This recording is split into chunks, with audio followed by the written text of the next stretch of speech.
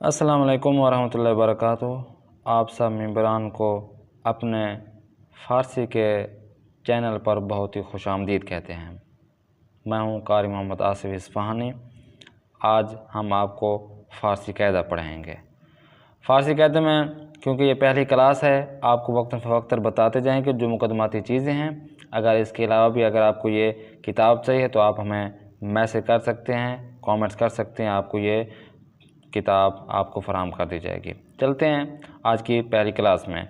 मुख्तसर सी क्लासें हैं, ये आप अगर जान लेंगे तो आपको तकरीबन 70 से 80% आपको फ़ारसी ज़बान न फ़क़त बोल सकेंगे बल्कि आप लिख भी सकेंगे और समझ भी सकेंगे। ये चंद इब्तदाई बातें हैं जो शेर की सूरत में आपको बताई गई हैं। ये ज़बान फ़ारसी कहाँ से चली आई, बरसगीर में कैसे आई और किस तरह यहाँ पे नफूज़ पजीर हुई। तकरीबन 30 से 40% ऐसे हरूफ तहज्जी हैं जो हम उर्दू में भी इस्तेमाल करते हैं और फ़ारसी में भी इस्तेमाल करते हैं। चंद इस्तिलाहात भी हैं। हम सबसे पहले फ़िल मादी पढ़ेंगे, फिर हाल मुस्तक़बिल, ये आपको यहाँ पे बताया गया है। आज का हमारा सबक है सबक अव्वल, पहला सबक। दर्स अव्वल जो हम पढ़ेंगे, सबक अव्वल सबसे पहले आप मज़दर का बयान यहाँ पे बताया गया है। कोई भी चीज़ अगर हम इस्तेमाल में लाएंगे तो जुमला बनाने की जब कोशिश करेंगे तो उसके लिए हमें सबसे पहले मज़दर की ज़रूरत पड़ेगी। मज़दर क्या है, यहाँ पे तर्जुमा यूँ दिया गया है कि मज़दर वो है जिससे दूसरे लफ्ज़ बने। एक कलमा होता है जिससे चंद अल्फाज चंद जुमले बनते हैं। फ़ारसी में मज़दर के आगे दाल नून या तानून होता है। फ़ारसी में मज़दर की जो निशानी होती है वो उस कलमे के आखिर में दाल नून आता है या तानून होता है। जैसे परवरदन यानी पालना, गुफ्तन कहना, रफ्तन जाना, गिरफ्तन पकड़ना या लेना, खोरदन खाना और बाकी जो मज़दर हैं। मज़दर से जो फ़ेल निकलते हैं उनकी 6 किस्में हैं।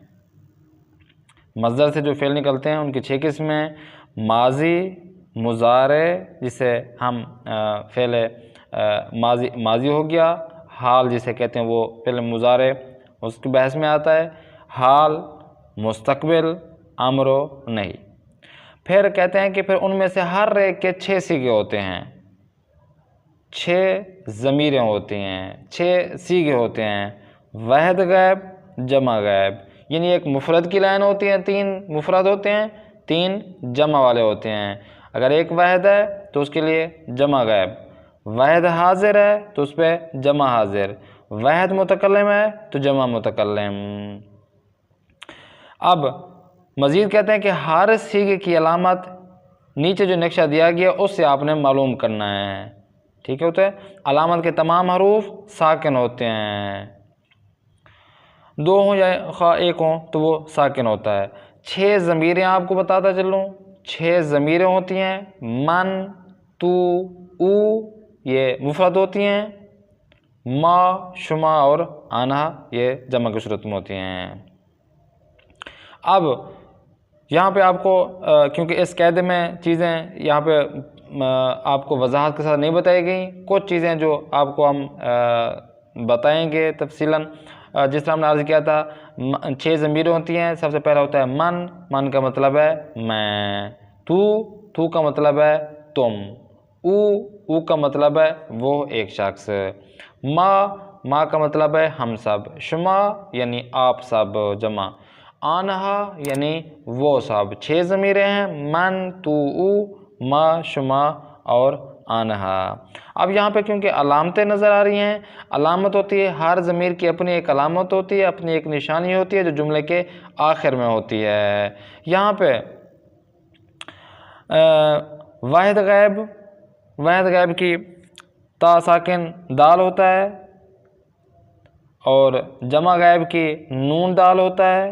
वाहिद हाजिर की या होता है, जमा हाजिर की या दाल होता है।